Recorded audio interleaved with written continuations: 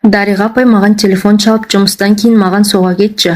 Мына жаңадан жазылған жырларымды сынап берерсің әрі. Немерелі болғанымды қуанышыма ортақтас деген соң асыға басып келе жатып, оны елден ерекшелендіріп тұратын мінезін еске алдым. Зейнеткерлікке шыққанша көп жылдар мектепте мұғалім болып істеген. Арасында газет журналдарға әңгіме өлеңдер жолдап, кей сәттерде жұрттың ойына келе бермейтін проблемалық мақалалар жазып тұрады. Мен одан көп кіші болғанымен арамыздағы жас алшақтығын елемейміз. Тек менің оған сіз деп сөйлейтінім болмаса, кездесе қалсақ әңгімеміз таусылмайды.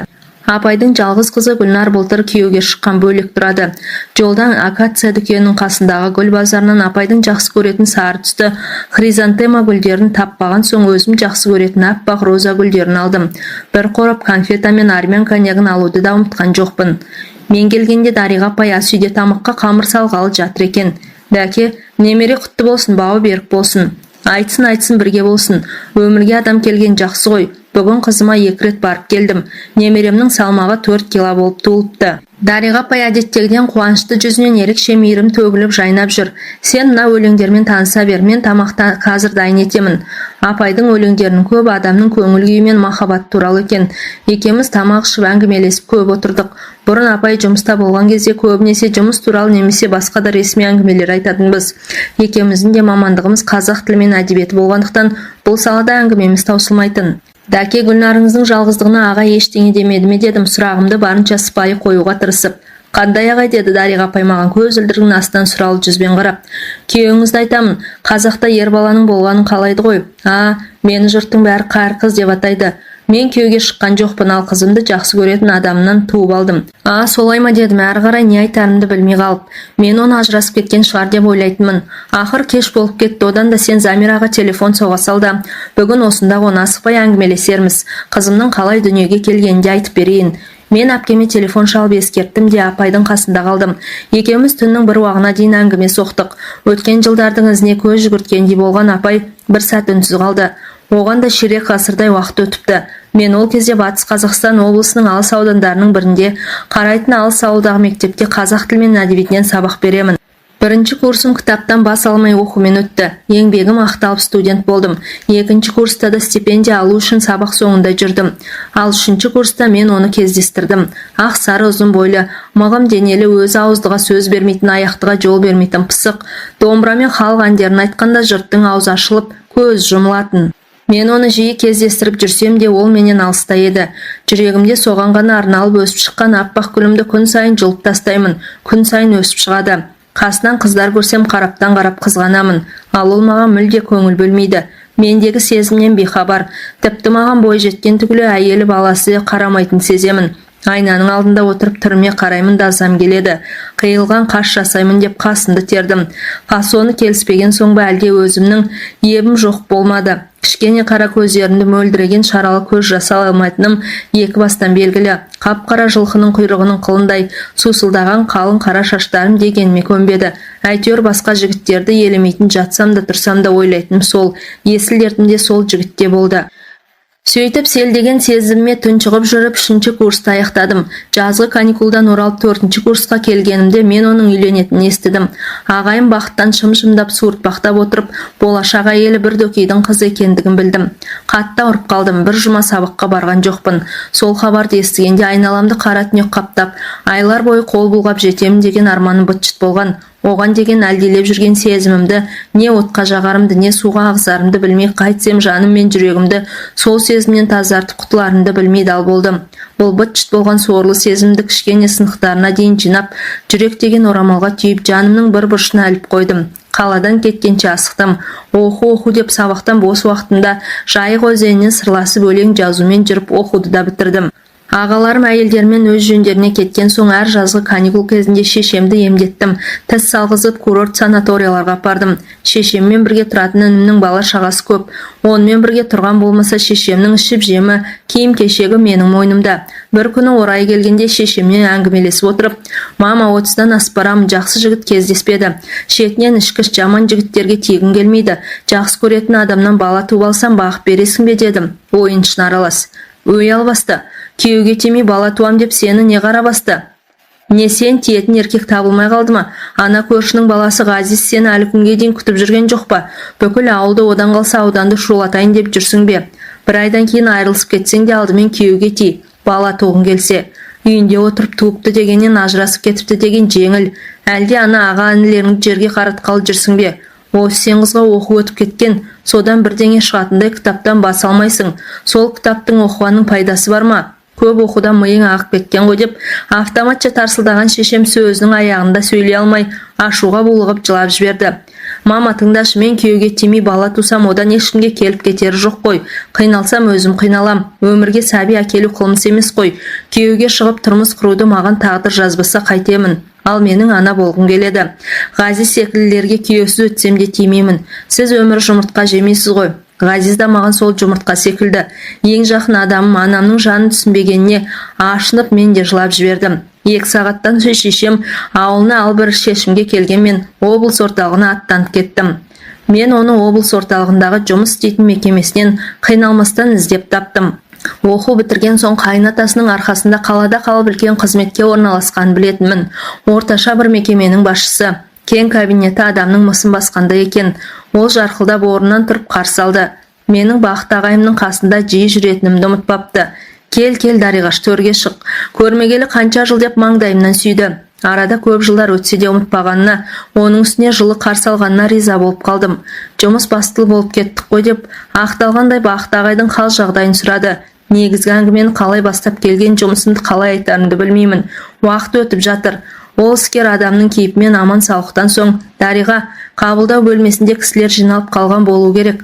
Ұялмай жұмысыңды айт деді. Біреу кіріп қалама, әлде айтуға үлгере алмай қалам ба деп асыққан мен төбеден түскендей, мен сенен сәби сүйгім келеді дедім. Ол мынаның есі дұрыс па дегенде бетіме қарап отырып қалды. Мен тездетіп оны алғаш көрген күннен бастап сүйетінімді, күйеуге шығу түгіл ешқашан еркекпен болмағанымды, өзінен сәби сүю үшін бірге болғым келетінін, сол үшін осында бір пәтер жалдағанымды, бар сыр екеуміздің арамызда қалатынын, оны күтетінімді, басқа не айтқаным есімде жоқ. Қолына адрес жазылған қағазды ұстата салып, ол есін жиғанша шығып кеттім. Бір ауыз сөз қатуға шамасы қалмай ол қалды. Қабылдау бөлмесіндегі хатшы қыздан оның жұмыс телефонында жазып алуды ұмытқаным жоқ.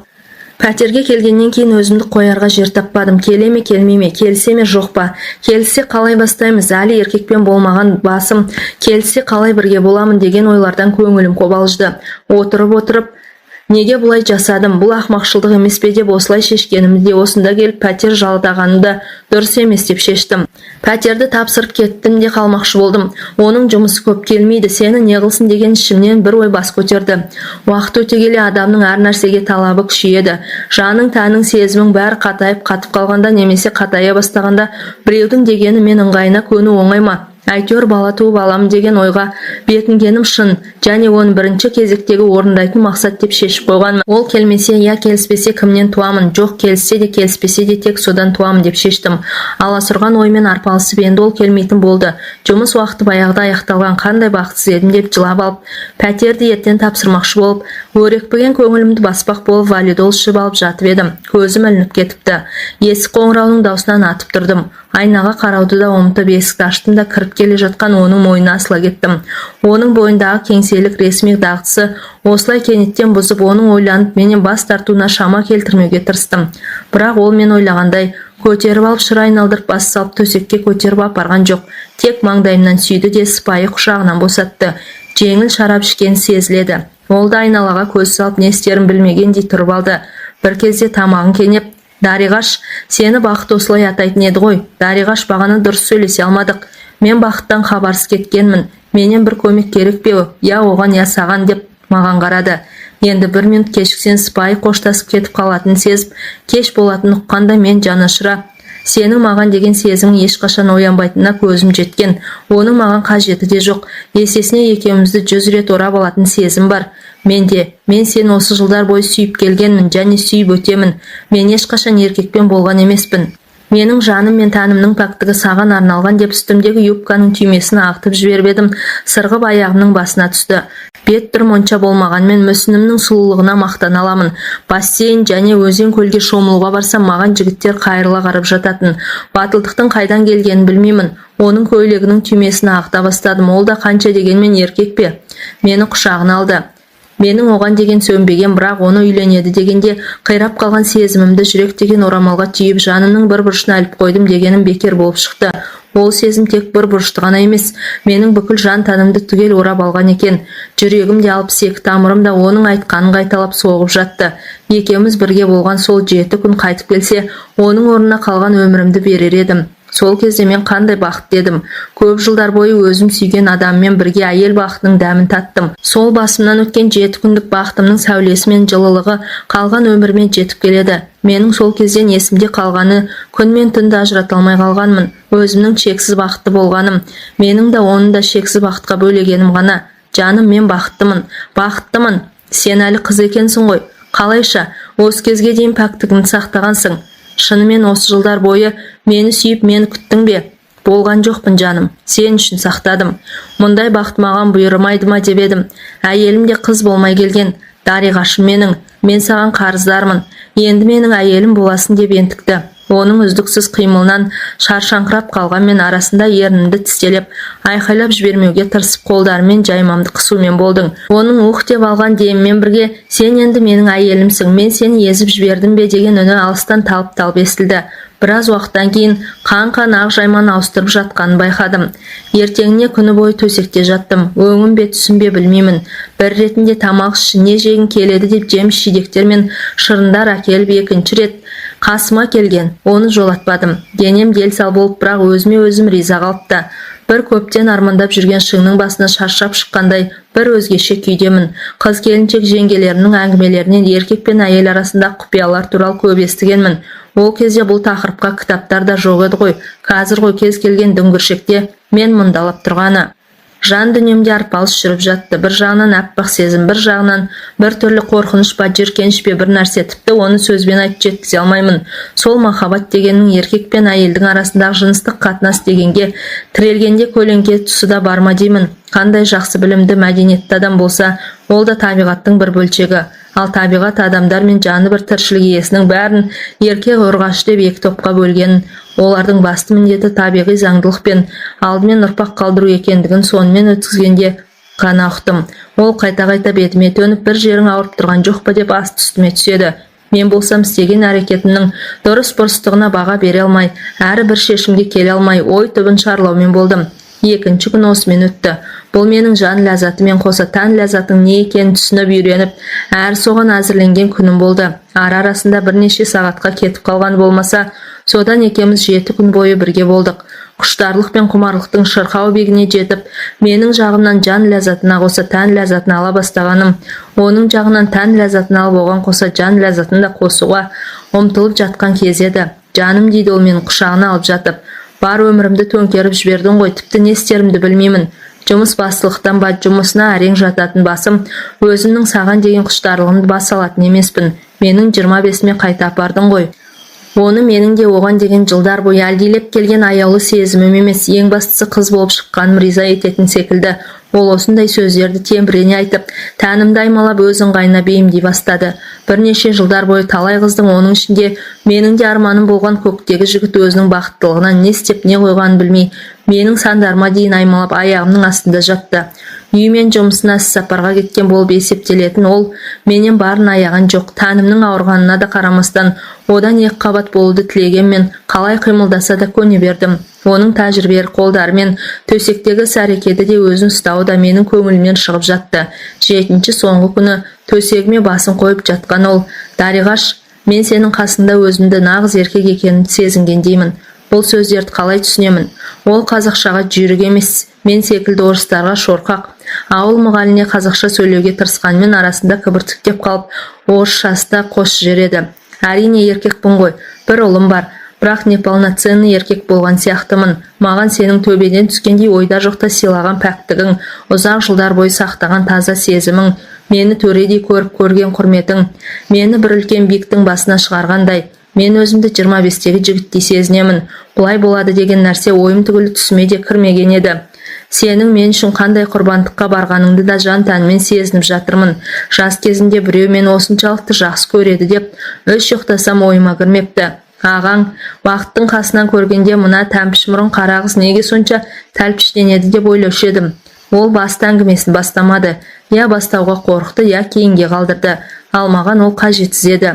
Мен сөзімде тұруым керек болатын. Иә, оның алдында да, өзімнің алдында да берген сөзімде тұруым керек. Менің бүгін жалған іс сапарым бітеді. Жұмысқа соғып үйге барамын. Ертең мен жұмысқа барып қасыңа келемін деген ол маған кінәлі адамдай қарады. Мен төсекте жатқан бойы оны мойнынан құшақтап ұзақ сүйдім. Егер одан жүкті болсам, ол соңғы көруім екенін білемін. Ал жүкті болмасам, оны уақыт көрсетер. Бәлкім тағы да кездесерміз. Ол қанша сұраса да қай жерде, қай ауылда жұмыс істейтінімді айтқаным жоқ. Мен оған жоқ, мен ауылға қайтуым керек. Менің де жұмыс телефоның бар. Қалаға келгенде саған өзім хабарласамын. Мені іздеме, хабар өзімнен болады деп көзіме тола бастаған жас пен көкірегімде әп-сәтте пайда болған өксікті байқамай тез кетсін деп қатты ұйқым келіп жатыр. Пока деп теріс аунап түстім. Ауылға келіп жұмысымды жалғастыра бердім. 1,5-2 ай шамасы өткенде бойымдағы өзгерістер сезіне бастадым.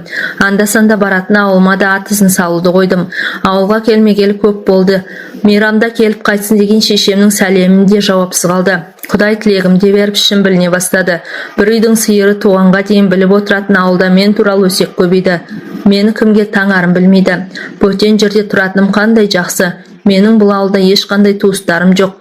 Өсектесе мені өсектейді. Ал маған бәрібір еді. Себебі менің ішімде менің жауапсыз махаббатымның, менің бар ғұмырыма тұратын аса бақытты өткізетін 7 күнімнің ескерткіші өсіп жатыр. Өзім мәңгілікке сүйген, таза сезімімді арнаған адамның ұрпағының дүниеге келетінін ойласам, ол маған барлық қиындықтарды жеңетін белгісіз бір жойқын күш беретіндей көрінеді.